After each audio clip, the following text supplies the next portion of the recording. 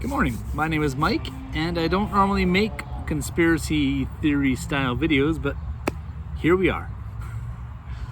And normally my videos on this channel, they talk about, it's just usually me going places and doing things and trying to take my family some places, but we haven't really been too far or done too much lately just because of the whole COVID thing. We've been staying at home, which has got me watching all of these conspiracy shows.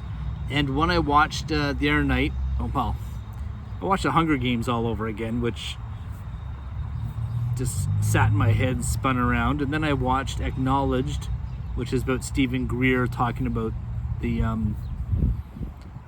shadow government, the deep state.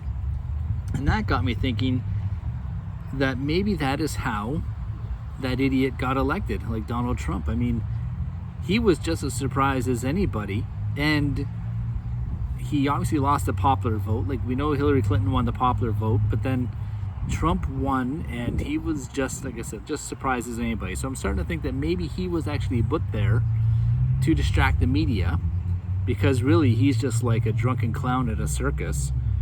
Well, the deep government, like the shadow government, goes and spends money and does everything else, because 25% of the military budget is unaccounted for. They admit that all the time. They say, we can't, there's 25%, which is trillions of dollars, that they can't account for.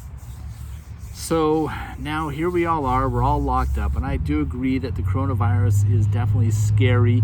It's on a downward slope, whatever way we're gonna go here, but it's still risky, especially when you start getting gray hair and you start getting a little bit older, like myself or my parents. Well, my mom, my dad's dead, or any older person. We got to worry about that kind of stuff. But now that we're all trapped in our houses, it makes you wonder if this is some kind of social experiment, and next, like there could be another next, but something else is going to pop up in 2020, like in September, October, November, just before the election. You watch, there's going to be something that's going to pop up there, and either no one's going to go vote, or the election will be postponed for the first time in history, or something. And it could be 1,000 things that could pop up. It could be a resurgence of the COVID. It could be, I'm going to go in a wild left swing here and say that, maybe it's going to be aliens.